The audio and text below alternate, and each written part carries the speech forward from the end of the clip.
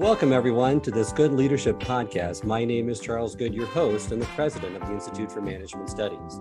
This podcast is designed to provide you with actionable insights and tools that you can use from discussing the research, stories, and background from recognized experts and practitioners to accelerate your impact in your current role.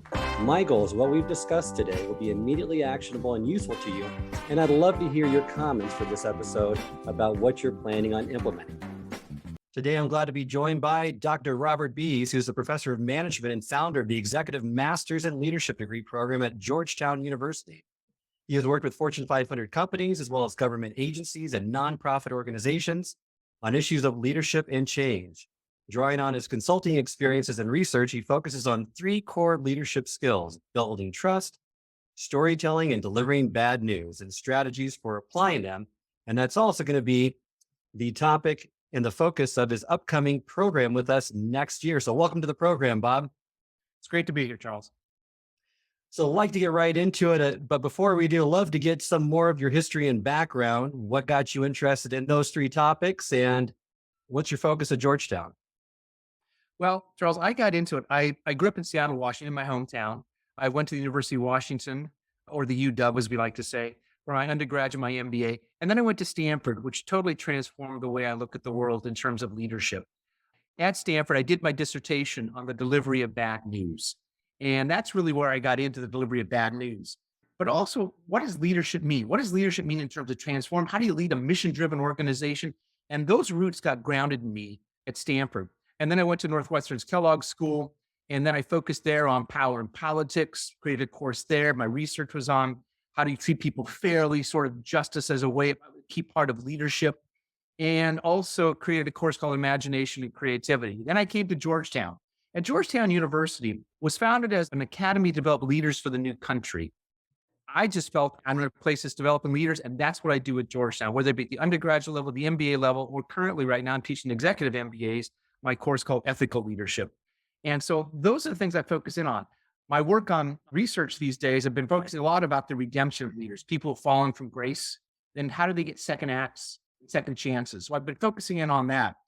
But it's been this longstanding issue about how do you lead people, mission-driven people, to achieve mission success, to be greater than they think they are, to unleash the greatness of who they are. That's what I think leaders do, unleash the greatness of the people you lead. You need to be the leader that people will follow. And that's what I focus in on, which gets me to building trust, storytelling, and how do you manage delivery of bad news during times of change? Because that's what we're experiencing today. I couldn't agree with you more with all of those statements. We're in challenging times today. People are looking for leaders. They're looking for people to step up into that leadership role. And I really love the three core leadership skills that you have focused on and are going to be part of your program as well, on building trust, storytelling, and delivering bad news. So I'd love to unpack each one of these a little bit just to give our listeners some insights and some tools maybe they could use. So in these times where it's constantly changing, building trust is more important than ever. Psychological safety is huge right now. And there's lots of enemies of trust, which I love how you describe those. Can you unpack a little bit of those, some of those enemies, and maybe some strategies to deal with them? Absolutely. First off, there are enemies of trust. And some of the enemies of trust are when there's incomplete communication, inconsistent messages. People don't always hear the same thing at the same time. And there's no communication. Decisions are made. Nobody's hearing anything. So that's an enemy of trust, because the fundamental social currency of leadership is trust. And that's one of the key things you have to build. But other enemies of trust include inconsistent standards of people being treated fairly. When you impose burdens or allocate resources, everybody being treated the same way. But also when people feel excluded or when they feel silenced. When you see a lot of rumors, Charles, floating around, that means you have some trust issues. And the two conditions that give rise to rumors, it's an important issue, there's no information. So people try to make sense of it. They start coming up with rumors. So that's the fertile ground. And that's the era of change that we live in, where things are happening so quickly and people don't understand why. So therefore, if you have those enemies of trust, and there's enemies of trust always going to be there, what are ways that you can help deal with those enemies? I suggest you need to think about trust as three kinds of trust. There's personal trust. How do you build trust in your leadership? And that's the way we normally think about trust. That's a great way of thinking about trust. As a leader, you have to think about that. But there's two other kinds of trust you have to pay attention to. There's organizational trust. Do people trust the way that things are being done in terms of processes and decision making? Is it fair? Is it understandable? And the third kind of trust is strategic trust. Are we going in the right direction? All three of those are interrelated. If people trust you personally as a leader, you're going to get the benefit of the doubt on the other two for a period of time. But all three are separate. And I can talk about specific ways that you can build trust, personal trust. When I talk about building personal trust, I talk about the 3 C's. I talk about credibility, concern, and competency. Credibility, when you make promises, you follow through on those promises. And sometimes you can't because the world changes so quickly. So you better understand the power of explanation. Here's the insight that I've also learned about your credibility. Share more information because it's the less you say, the more likely you'll be misinterpreted. Not the more, the less you say, because the less you say gives rise to rumors. Just demonstrate courage. Be honest. Tell the truth. People want to hear it. But also, it's not just credibility, your credibility, but it's also concern. You create psychological safety for the people you're leading. Do people feel safe to be themselves at work? Do they feel safe to voice their opinions? You proactively invite the input of people. Do people feel comfortable about that? And do you respond supportively to people when they raise ideas, even if they're dissenting points of view? You want all points of view heard. Here's what I learned from my current research, Charles. People want to be seen. People want to be heard. People want to be understood. And I'll add a fourth thing. They want to be appreciated. That's the key thing I've learned from my research. But also I've learned that one of the key aspects of concern is listening. Listening to your people. In fact, I will suggest to you it's the most important leadership skill. Okay? And listening is the most important leadership skill for 2 reasons. One is when you listen to people, they tell you lots of stuff, but also makes them feel valued and important. Demonstrate awareness of people. Work to help other people achieve. These are ways you say that I'm concerned about you. Express gratitude and appreciation, but be visible and accessible. Even in the virtual world sometimes we're in, be visible and accessible. But you also have to be competent. At the end of the day, do you over-deliver over time? You have to have a strong foundation of skills, but do you over-deliver over time? That's personal trust, okay? Personal trust. But the second kind of trust is organizational trust. If people trust the way things are being done in terms of processes and decision-making, is it fair? Is it understandable? Make sure the leadership team communicates a consistent message. That's one of the ways you build organizational trust. In fact, here's my rule of thumb. The more important the issue, the more you want every senior or middle manager or first-line supervisor reading from the same script. You don't want anybody ad-libbing or just what, because once you move off the consistent message, it becomes an enemy of trust. You want collaboration and co-creation of strategy and decision-making. You want to include people. When you include people, 2 things happen. One is, Charles, you get better ideas. You really do get better ideas. That's part of the innovation. But also what you get is you get buy-in and support. People trust it. People are more willing to trust that which they help create. Understand that the process and the fairness of process are absolutely critical to trust building. Okay, pay attention to the fairness of the process.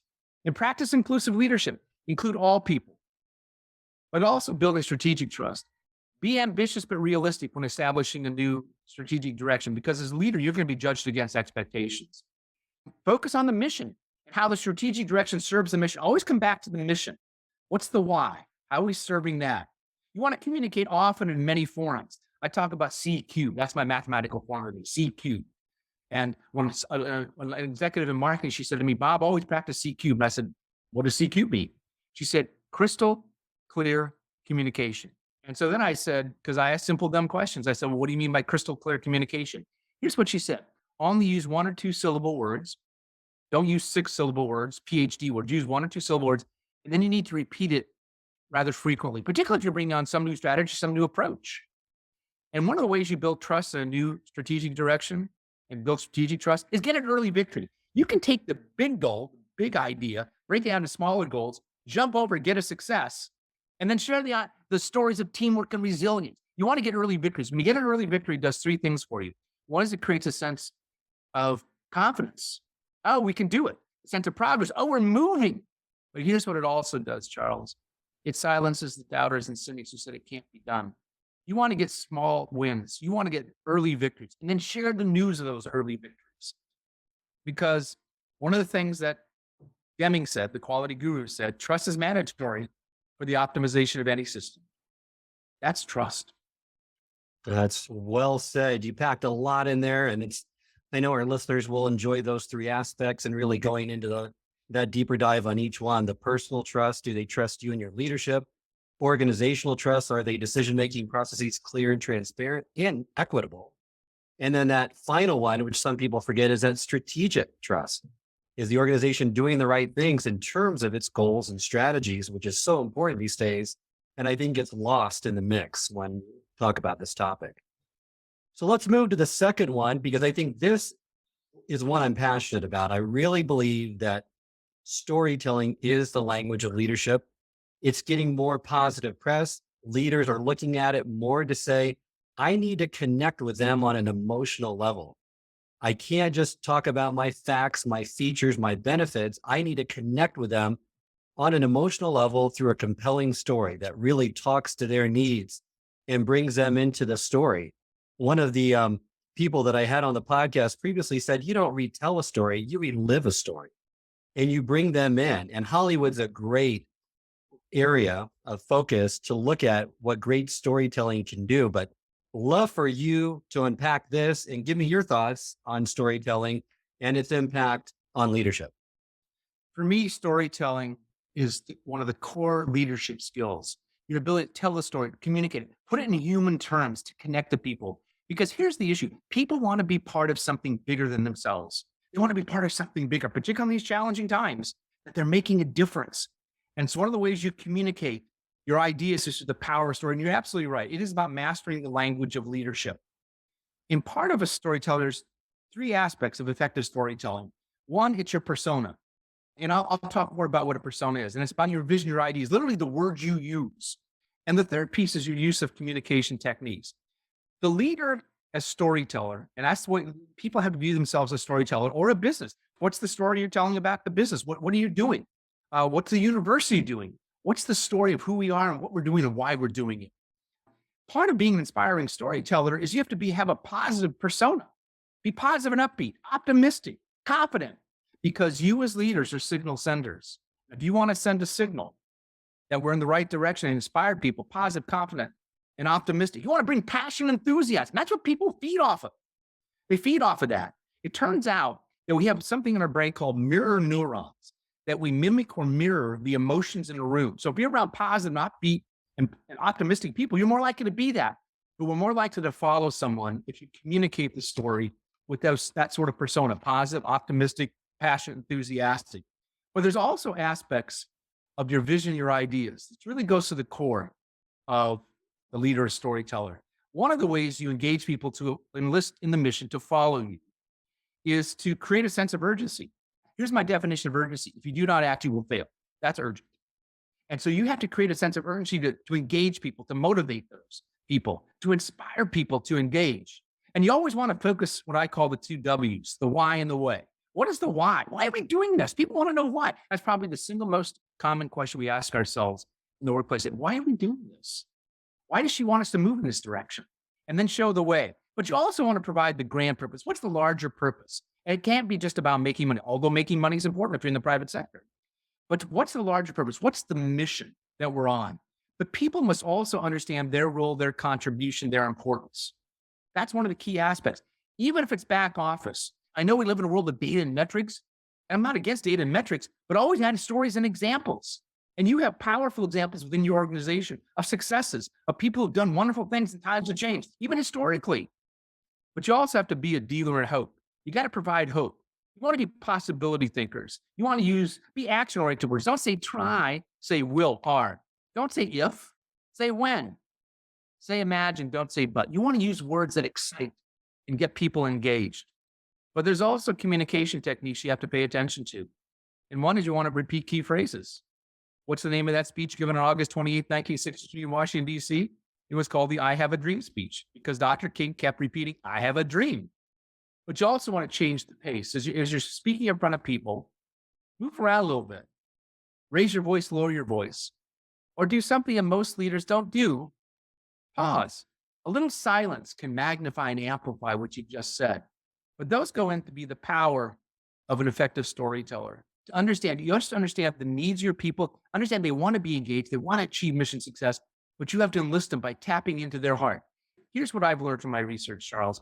If you touch people's hearts, their minds will follow. And that's the key to inside of storytelling. It touches people's hearts. You're right. And IMS is building that storytelling culture here at our company, seeing the value and importance of it. And I encourage all companies to start doing that more. That there's always these great stories of connection, of impact you have with your customers.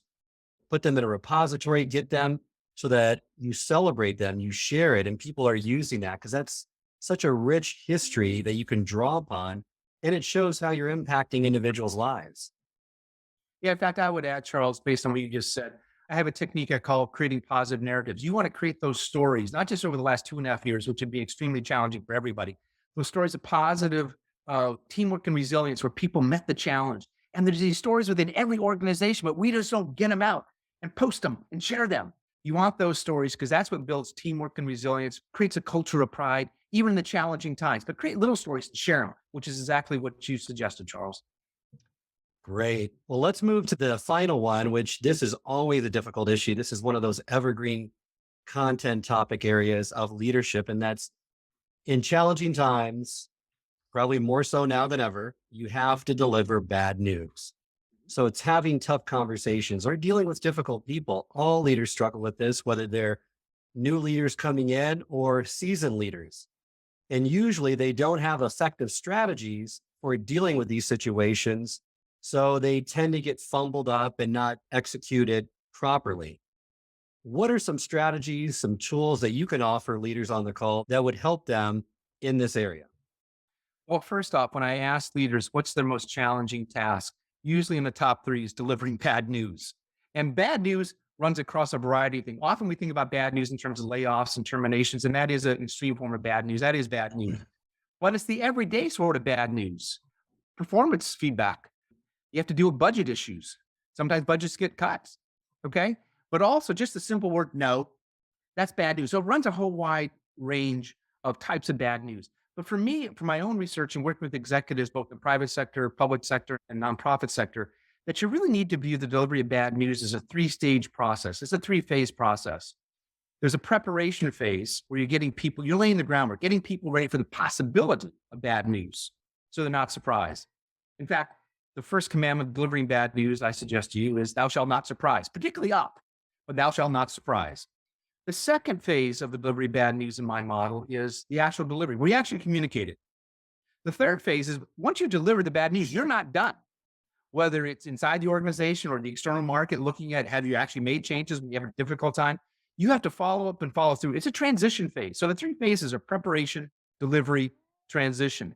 So let me talk about each of those phases and some practical things that you can do. One is the preparation phase. First off, and this is a theme I keep coming back to, began with trust, share information on a regular basis. Just share information on a regular basis so people are aware, okay? Because when people get blindsided, they get out of sorts, and then they don't trust you anymore. Pay attention to how employees react when you deliver the possibility of bad news. Pay attention. Pay attention to how they react. Manage expectations. Again, we judge our reality as a function of expectations. If you're down, you're going to lower the expectations, lower them because they're going to judge any outcome against those expectations. You want to send advance warning. Let people know about the possibility before it comes. Don't blindside them. But you also, in the preparation phase, you also want to open up the lines of communication. Stay close to the people as you walk around talking to people. And I suggest people got to get out of their offices, virtually or otherwise. They got to get and connect to people. Ask them how you're doing, and not just one of those throwaway lines, how you do. No, how are you doing? What are some of the key issues? In fact, when you have a team meeting or a staff meeting, ask them, what are some of the key concerns that people are raising in your team? Just ask them because you want to get more information. So if you have to deliver bad news, you have a better lay of the land. Benjamin Franklin once said, by failing to prepare, you're preparing to fail. And I think the preparation phase is often overlooked. Often I have, former students call me, Professor Bies, I have to deliver bad news. What should I do? And they didn't listen to my lecture really well. And I said, here's a couple things. But then I give them some advice. Now we're in the delivery phase. First off, you deliver bad news. Share the news as soon as possible. Don't wait. Don't wait for time, hoping it'll change, because we also live in the 21st century in social media. And sometimes when things get out, boom, it's out there. Share the news as soon as possible, whether it be up or with your team. Okay? Because they can adjust it. They don't want to find you sat on it for 6 months or a week. And when you deliver bad news, you better answer 3 questions that are top of mind that I find from my research that people are going to ask themselves when they hear bad news. Here's the 3 questions. Why? You better be able to answer the why question. Why is this happening to us? Why is this happening to me? How does it affect me? You got to let people know. And maybe the first question people ask, how is it going to affect me? But also, will there be a happy ending? Not that you can guarantee, but can you put a little bit, that gets you back to the storytelling. How do you connect that? Is it possible? Is it possible? Working together, we can make that happen. But also, when you deliver bad news, tell the truth and be realistic. Okay. With all due respect to Jack Nicholson, one of his better movies, people can handle the truth.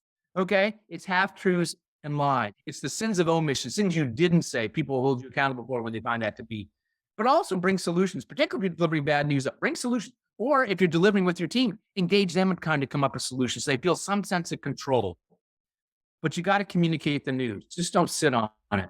And answer those 3 questions. I think those are the key three things that I would really recommend. But as I said, Colin Powell said, bad news is mind. It doesn't improve with age. That's the exact one. He was a pretty smart leader and a pretty effective leader. No, that's great. I love those 3 topics. I think they're all equally relevant, perhaps more relevant and needed today than they have been in the past. As we near the end of this episode, I always like to ask one final question. And that is, if you could give advice to your younger self to become a more effective leader, what would be that one piece of advice or a couple pieces of advice that you would give yourself to avoid maybe some of the pitfalls that you experienced or encountered through your journey? I would think there'd be 3 things that I would learn to my younger self. One is that I would listen more and listen to other people who disagree with me more. I think listening also conveys a humility. That doesn't mean you can't have ambition. I have ambitions, but you listen more. I think the importance that I would just share more information on a regular basis. I think sometimes we hold on to information, just share more information, but also be more open-minded to new and different ways.